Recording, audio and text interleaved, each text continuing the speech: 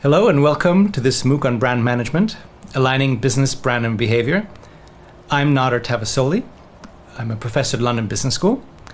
And I know all of you are wondering, what is it with this coat hanger that is part of this course?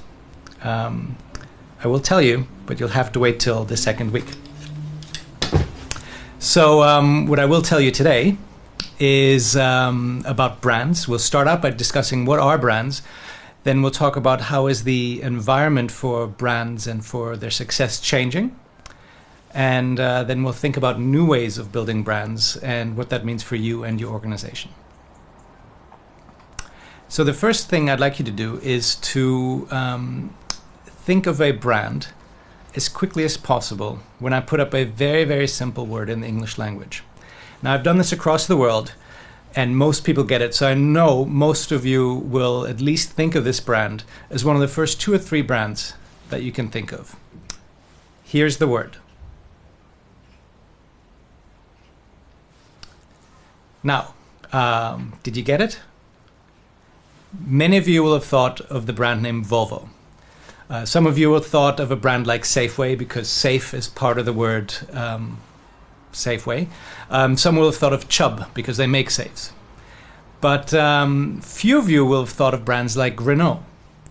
Even though Renault, some years ago, has won many of the major safety tests for cars.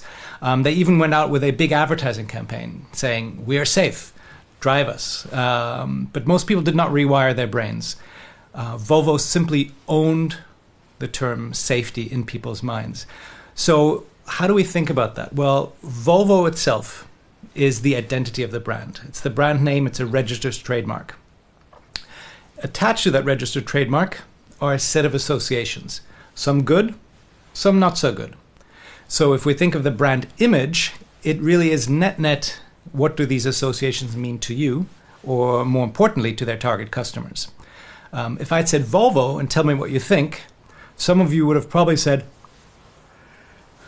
a bit boring. Even though they designed some of the most exciting cars today, that image has stuck with them over decades. Okay? So Volvo's challenge to build a brand is to protect safety for those consumers who care about safety as their key purchasing criterion. It's an image they've built over time with various advertisements, various images, and of course they've invested in safety over the last 70 to 80 years. They've been consistently at the forefront of either inventing safety features or, like the ABS brakes, which they did not invent, they made part of the standard car earlier than others did. It was still an optional feature for other cars. So if you think of a brand, it is the identity, which is Volvo, its logo, the visual identity in many ways, and its image, the set of associations attached to the brand. And marketers think of their job being to, enhance the brand image by negating negative associations and elevating positive ones, and of course to protect the visual identity of their brand as well.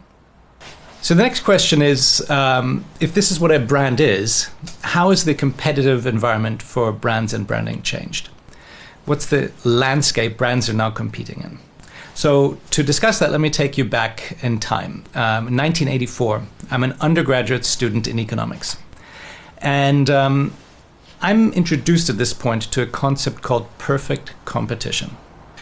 Now, some of you have not heard this concept before, so let me explain it to you.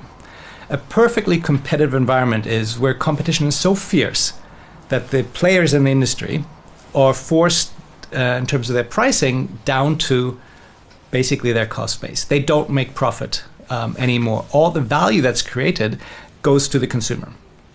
Now, what are the conditions under which you have perfectly competitive markets?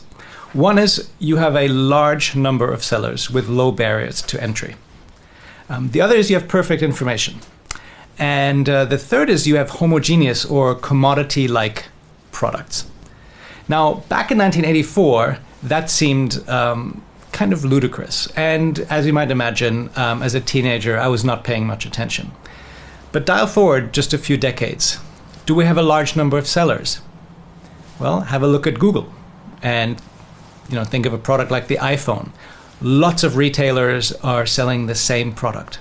So if you think about the retailer profits, they're basically under huge pressure because everybody's selling the same products. What about the concept of perfect information, especially in a global environment? Okay. Today, you look at the internet, you look at Google, you look at meta search engines like Kayak, which is a search engine on top of search engines. You look at, in the UK, we have moneysupermarket.com. You can even go to a store and use your mobile phone and scan in the barcode and find a better price elsewhere. And there are even some websites like ratemyprofessor.com where you can get information on the people that teach you. So there's a lot more information consumers have. Not only do they have more information today than I had yesterday, but they often have more information than your very own salespeople, at least about the products they're interested in. So if I go and buy let's say a television, I might have done my search online beforehand. I'll have selected 2-3 different models. I'll have researched them in depth. And when I go to the store, I want the salesperson to help me make my decision. Now, of course, they have dozens of TVs to deal with. They have lots of other electronics in their mind. So for them, it's actually quite difficult to know more than I know. So that whole relationship in terms of information has shifted. The customer often knows more than the company. And finally, let's think about this idea of commodity-like products, homogeneous markets. Okay. Just this year at the Oscars in 2015, we had Taylor Swift appear in a white jumpsuit as part of the Oscars. And the brand called Nasty Girl, which sells this jumpsuit for $78, thought it was theirs. So did most of the consumers. And it sold out online within just a few hours or days maybe. Turns out this was actually a jumpsuit by Balmain, which sold for almost $2,000. Okay. They looked so similar, not even the brand Nasty Girl knew it was not one of their own. Now look at other products in the space. Go to any supermarket. Look at hair care products. A lot of the low-cost competitors basically copy the trade dress of leading brands in order to look alike. Think of trying to get a mortgage product, or any kind of insurance product, let's say. Most of them are very, very much alike between competitors. And even think about the iconic Apple brand in terms of the pad, in terms of the iPad. The lawyer, when they were suing Samsung, went to the judge and showed the tablet from Samsung versus the pad from Apple and said, look, they're so similar, they've copied everything we do. So competitive benchmarking and competition has really commoditized industries. And I don't have to tell those of you in business-to-business products how difficult it is to actually differentiate your products from each other. Okay?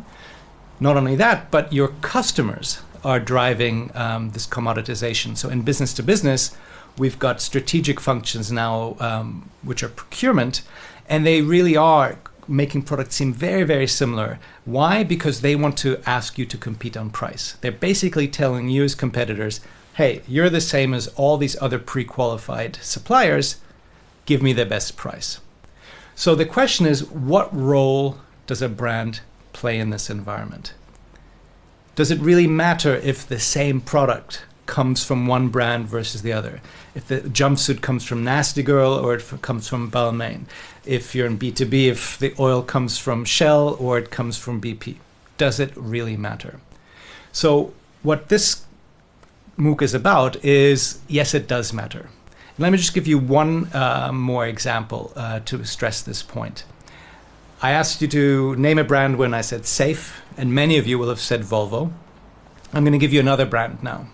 Or not another brand. You're going to give me another brand, and the word is the following.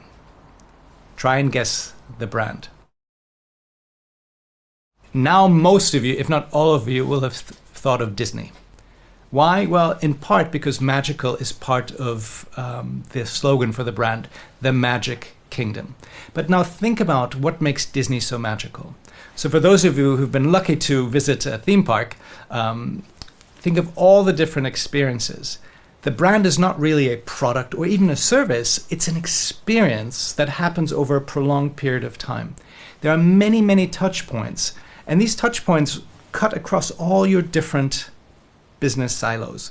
It can be the parking lot attendant, it can be the ticketing person, it can be an operator of a little choo-choo train where you can listen to. It's a small world and you're in your own little magic bubble while you're there.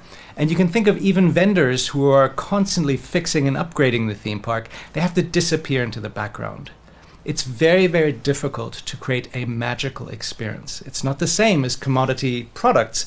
This is really the behavior of dozens, if not hundreds of people that occur across this experience that you have.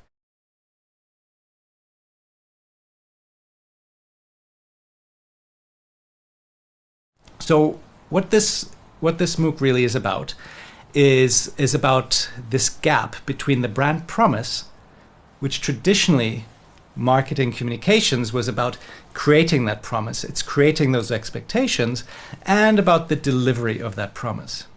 So the brand is not just kind of the icing on the cake, it's the cake itself. It's not an outcome as in the brand image, it's really part of the process itself. It sits inside the organization, it fuels innovation, it drives your people's behavior who then deliver the customer experience. Now this is a real step change from the way we think about branding before. Before it was very controlled, it was the visual identity. I could have advertisements, place them in media, again, which were very controlled. Now it's about internal to the organization, engaging with different business functions that marketing traditionally has not engaged with, operations, human resources, IT. And it's about those functions delivering the brand at many various touch points across the customer experience. A lot changes, the ways of working change for the company, the way to measure brand health changes, the way you measure success changes. And that's really what this MOOC is about.